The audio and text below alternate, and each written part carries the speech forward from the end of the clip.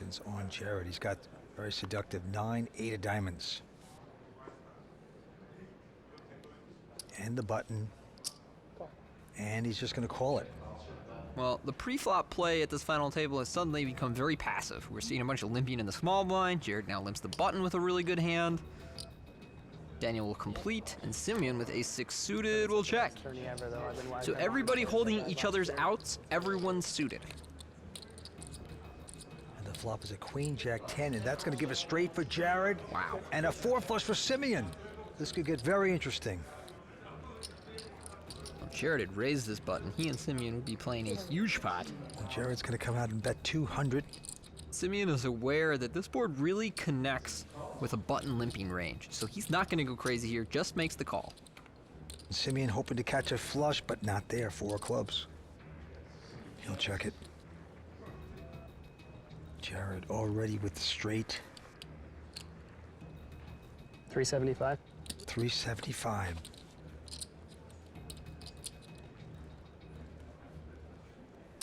And Simeon has way too many outs to fold at this stage. Makes the call. We go to a river, 6 of diamonds, so he makes 4th pair.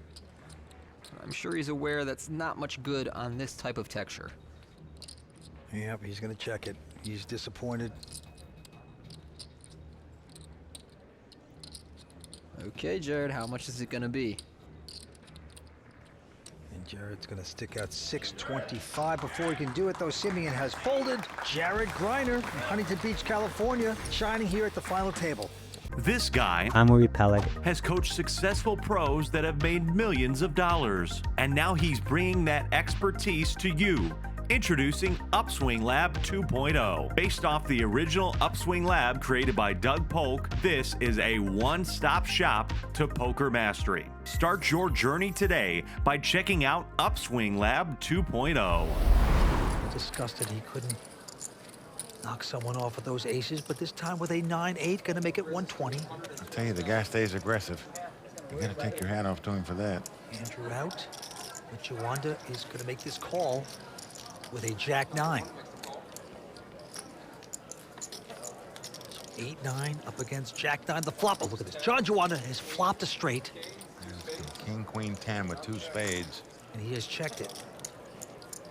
Does Marchese make the continuation bet like he's been doing all day? There's your answer, yes. And he is not going to like it. 175, Jawanda flop in the straight. There's the thing of beauty. You dig the hole. You put the leaves over it, Mike. You wait for the sucker to fall into it. Jawanda's just thinking, do I just call him here and let him lead again? Or do I just go ahead and raise here and hope he's got something like kings and 10s or an ace-king, or he's going to stick it all in there? He makes it 520 to go. Big Cheese folds. So there you go. Just flop a straight, push Cheese out, take down another pot. You shouldn't show me a deuce. Yeah, the Big Cheese looking discouraged here. His chips slipping away. John Jawanda looking good as 3 players remain here at the WPT Super High Roller from Bellagio. Will's going to limp in here with the queen 7 of clubs. And Ken obviously happy to get a free flop here with the 6 deuce offsuit. Option to raise doesn't do so. Here come the first 3. Oh, what a flop for Ken as it comes 3, 4, 5. Ken has flopped a straight. Boy, and he's going to bet 300,000. Will's going to stick around for some reason. He's going to try to catch a 6 in the gut. And that's the card he has to catch to win this pot. Turn card and ace. Will's going to check it again. Both cards straight on the board now. Balk. Well, it is a balk, but Check. Well, Ken's going to slow down. He's going to try to trap a little bit. He checks. he made a motion toward the pot. In some places that would be considered a bet, but here it's a check, and it's going to work out well for him because Will is bluffing on the river. He has bet 600,000. 1.5. Oh, boy. And there's the raise, and there's the exit by Will. Yep. 2-6 even. Oh, well, you got to think that Ken is making a mistake showing these hands when you're not called. Don't give these Vipers any more information than they deserve. Peaks down at a 9-8 offsuit. Well, he's on the button. He's in position, so he's going to raise it here. He's going to make it 75,000 to go. Into Carlos, who's going to throw away a jack 4. And now Frank the Tank. Well, he looks down at the king 4 diamonds, but Vince, most guys might just call with that. Not Frank the Tank. He is firing it up to 200,000. He is re-raising with the king 4, and he's quickly called by Mike Mustafa. Yep. So we are starting to gamble it up here. Got king 4 up against 9-8. Who's going to get lucky? Oh, bingo, bango, bongo for Mike Mustafa. He has flopped the joint, the 9 high straight. He has the best hand possible right now. Action is on Frank, and look at this, Vince. He is reaching for a healthy dose of chips that he can just say goodbye to. Oh man, the Tank is plunging ahead. It looks like a bet of 203,000. Well, no way Frank can win this pot. It's just a matter of how much he loses. Well, you're so excited if you're Mike, and he's just going to okie dokie call him, trying to trap his opponent. Here we go with the turn card, Queen of Diamonds, irrelevant. Well, action back on Frank. I get called on the flop for 203,000, so you can't like king 4 right now. You're actually hoping to make a straight with the king 4, but unfortunately for Frank, even if he makes it, it's just going to cost him more money. Well, the Tank is checked. 100. Wow, 400,000 is the bet, and I say wow because there's no flush possibilities. He's got the best hand possible. If his opponent had 2 pair or trips, he would have bet out. So Yeah, I don't understand this bet. I mean, what are you trying to protect? Let the guy possibly suck out on you, but you got such a huge hand, a 3-handed poker game at this moment. or catch a card, Yeah. man. Suppose a 3 or an 8 comes off, he's going to bust the guy. A little bit of a eager bet there, but perhaps not in his eyes. Can't wait to see what you have there. 200. He's going to raise on the button. The minimum raise makes it 200,000. Into young Andy. He's got Queen 10. And he's going to make the call, wants to see a flop. And here comes that flop. And what a flop for Andy. He has flopped the stone cold nuts, the best hand possible, a king high straight. Absolute cinch at this morning, and he's going to dig the hole, put the branches and twigs over it, wait for the sucker to fall in. Well, McLean does not make the continuation bet, and wisely so. Now a 6 comes off, so McLean makes a pair of 6s, but Andy, of course, with the best hand possible. Nothing can beat him from here. Vince, if I was him, I would check again. Yeah, keep throwing that rope. He is reaching for chips, though. He's going a different way. He's going to bet it. Yep, he's betting 285,000. I fold. McLean, who even though he made 2 6s, lays his hand down. That's in, Andy. And right now, if you're Andy Seth, you're looking for one of those barf bags to give you in the plane because you're sick your opponent didn't make a bet there. This guy I'm Uri Peleg. has coached successful pros that have made millions of dollars. And now he's bringing that expertise to you. Introducing Upswing Lab 2.0. Based off the original Upswing Lab created by Doug Polk, this is a one-stop shop to poker mastery. Start your journey today by checking out Upswing Lab 2.0. Well, Lorelei, very confident in her man there. Yeah, she definitely believes in him. And I'll tell you, he looks confident playing heads up, even though Jeremy's got the big chip lead. He was down to only 1.5 million at one time in this heads-up battle. He's battled back, but this hand, Jeremy Brown, has a Jack 8 and the button, 7-2. and is going to raise. Well, he's made it 750,000 to go. Remember, blinds are 150 and 300,000, so it's going to cost Olivier 450,000 to make the call, and he does so with the 10-9. Okay, here comes the flop. Well, what a flop! Wow, and look at this. Olivier has flopped the nuts, top straight. He's got 6, 7, 8, 9, 10. No hand can beat him right now. Action's on Olivier. And Jeremy with the top pair of 8s. This could spell a little trouble for him.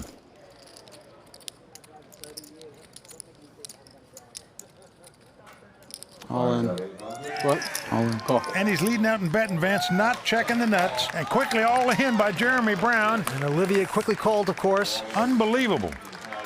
And Vince, believe it or not, I don't really fault Jeremy for making this play. You just can't expect your opponent's going to flop a straight and then lead right out and bet into you. You think he might have something like a 7-9, a pair with a straight draw, something like that. But right now, he's going to have to hit 2 runners to stay alive. Well, there's one of them. A jack comes off. Jeremy can catch a jack or an 8. It's a good sweat. And this tournament will be history.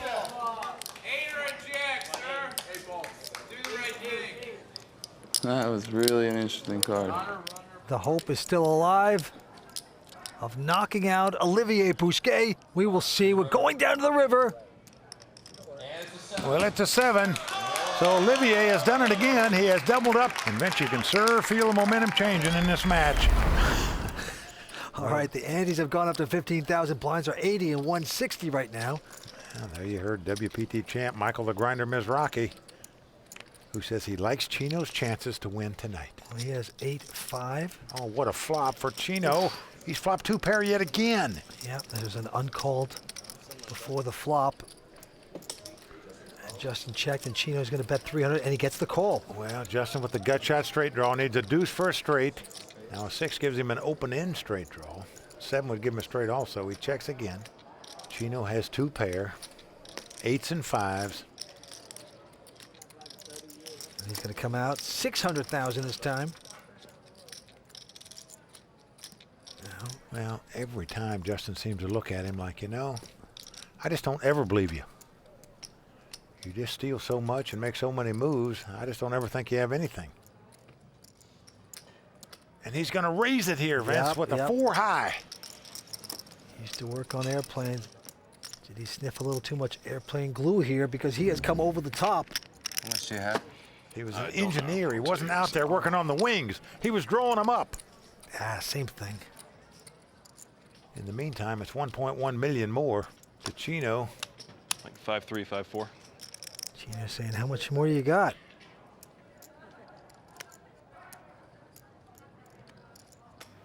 I call. Well, Chino's going to make the call here with the 8s and 5s. So a nice call by Chino. Here comes the river card. Oh, the deuce comes off on the river. The complete joker. This gives Justin a 6 high straight. He has the best hand. And I say the joker because if a 7 comes off, you know, there's a chance Chino could easily get away from a 5, 6, 7, 8, but might be tough for him to get away from this. This is a $3 million bet. Well, there you see the anguish Chino is going through. He stands up, turns his hat around, says, what is going on I wouldn't here? even be thinking unless I... Wow. On the button, I limped. You checked. Justin bluffed his way on the turn with the raise, scored on the river, and will he get the payoff right now by Chino Ream? What a predicament. Vince, he's reviewing how the play went here. How nobody raised before the You got flop. straight, bro? I was just betting called on the flop, and a check raised him on the turn. Wanting to know if he's got a straight here. Indeed he does. 4-7, 7-9. I could beat 5-6.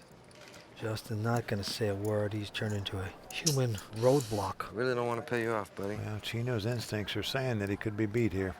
Even though 2 pair normally is a big hand in a heads-up situation, but if he gets away from this hand, it'll be a huge laydown, in my opinion. A6. Could have just called me. 6-8. 7-9. You hit a gutter. Would you call me on the flop with a gutter?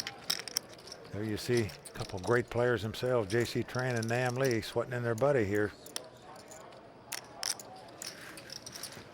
I call. And he's going to make the call, and he is not going to like it. Justin shows him the wheel. You see the look of shock on Chino's face there as he got outdrawn on the river to lose this pot. And with it, once again, Justin Young takes the chip lead in this heads-up battle. Well, he didn't do anything wrong, Vince. He raised before the flop. He made the continuation bet. Unfortunately for him, he just got outplayed by his opponent. 160. Sometimes you just got to take a step back and salute your opponent and saying, you know, that was a hell of a play. Well done. Okay, in this hand, once again, Jaffe raising with just a 9-6, making it 160,000 to go. Little out, but Marchese with a Jack 8 is going to make a call. Well, Jonathan Jaffe continuing to raise on the button. And here comes the flop, and look at this. Charlie Marchese has flopped the best hand possible, the Jack high straight. He checks. 1 1/4. And here comes Jonathan Jaffe into the whib, betting 125,000. And the amateur just calls, does not raise here. Here comes the turn card. Deuce of diamonds comes off. Well, Charlie's going to check. 225. Well, Jonathan Jaffe with second pair is going to bet 225,000. Now, at some point, you have to fear your opponent could be drawing a two pair or a possible flush. So you hate to give him another free card, even though you have him drawing dead here. I'm gonna raise. Charlie is going to raise it here. Let's see how much he's going to bet. 400 more. 400,000 more. Now, if you're in Jonathan Jaffe's seat, Vince, you know the deuce didn't help this guy. So obviously your 2 9s weren't good to start with if he's check raising here on the turn. All right, Charlie, push me off. He knows he's playing up against a pretty tight man. The amateur player from Long Island taking home that pot. Now, what a story is for this guy. He's a small businessman. Listen. Came to this tournament, not even to play the tournament, to play cash games, to try to win 8,000 to help pay his bills, he said. Come around to your senses, Odie. Around to the table captain now, our chip leader, Elkie Grospellier. He looks down at an ace-deuce offsuit, but it looks like that's going to be good enough for him to raise. He makes it 215,000 to go. That is right, in late position. And now Nam Lee with the button has a jack-9 of spades. Nam Lee, who just got burned by Elkie a minute ago, has a hand you like to see a flop with. But no, he's going to give it a little rest. Doesn't want to fool with the chip leader anymore. Now Adam Levy, pretty uneventful jack-10 offsuit. And he lays it down. Now Nanad Medic, WPT champ, very tough player, in the big blind with a king-6. And he's going to make the call, Vince. He is not the kind of player you can push around at the table. He is going to gamble with you. But, oh, Elkie has flopped a straight. The Nod has a 6, so he has an open-ended straight, and he has checked it. The Frenchman, Maurice Chevalier's songs going off in his head at this point, trying to contain the excitement when you flop a straight. Well, he is going to bet 265,000 here with his straight. Now, the Nod knows this guy will make a continuation bet with any 2 cards. Little does he know that Elkie has a straight. The Nod open-ended with his 6 here, though. That is inviting. Well, the Nod dreaming about catching a deuce or a 7 to make a bigger straight, but does he want to gamble here in this You situation? do if you can punish the chip leader and he take a shot, and he has made the call. Well, indeed he does. So he's going to hope he gets lucky and can outdraw Elkie. Queen of clubs on the turn. Didn't help the Nod, he quickly checks. The Nod, a WPT champ, also going for a second title tonight. Elkie now trying to figure out how much money can I extract from this WPT champ. How much pain can I put into my victim here? Well, there's a little over $1 million in the pot. Looks like Elkie's going to bet a little over 600,000. And the Nod quickly folds his hand, just doesn't want to commit any more chips to a drawing hand. So the rich get richer. And Vince, when you're a very aggressive player like an Elkie Grospellier, when you've got the chip lead, you know, when you flop hands like that, you make extra money because nobody ever thinks you have a hand.